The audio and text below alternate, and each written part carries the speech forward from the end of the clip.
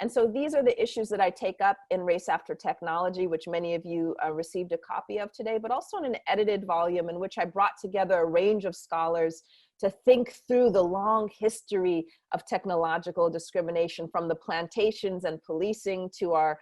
digital service economy, to all kinds of arenas where you wouldn't expect to see these issues arise. But then a full third of the book is also looking proactively into the future about how we can redress and reclaim these tools for liberatory ends. The main concept that I develop in these two works is that of the new Jim Code, which echoes both Jim Crow and the new Jim Crow that Michelle Alexander articulated in her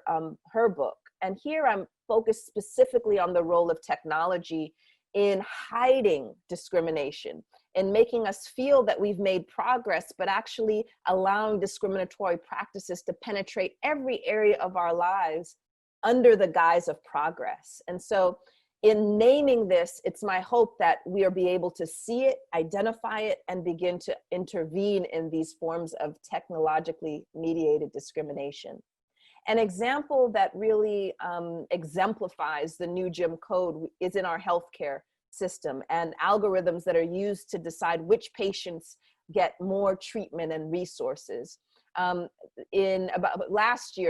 fall, the study was published in Science that, as the headlines show, I found that racial bias in a medical algorithm favors white patients over sicker Black patients. And in this case, the researchers were actually able to look inside the black box of algorithm design, which is usually not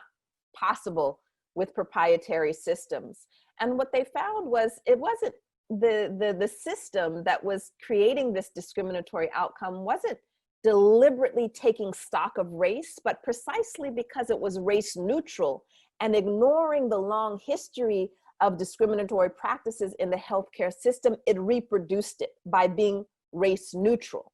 which tells us that the opposite of racist technology is not race neutral, because here it continues to replicate the same outcomes, but it has to be deliberately anti-racist in order to have an effect. And we can talk more about how that will come to light in the last kind of minutes of my reflections. But I encourage you to go to the research tab of my website or go directly to Science in order to read the original study and to read my reflection on it, in thinking about how the new Jim Code no longer has it so you go to a hospital and see a whites only sign. Rather, these software systems create the same discriminatory outcome in which you don't get the same treatment or you get left out or excluded. But because it's coming to us from a computer system, it often goes unquestioned. It's harder to hold accountable. And so this is the feature of the new Jim Code that makes it particularly pernicious and dangerous.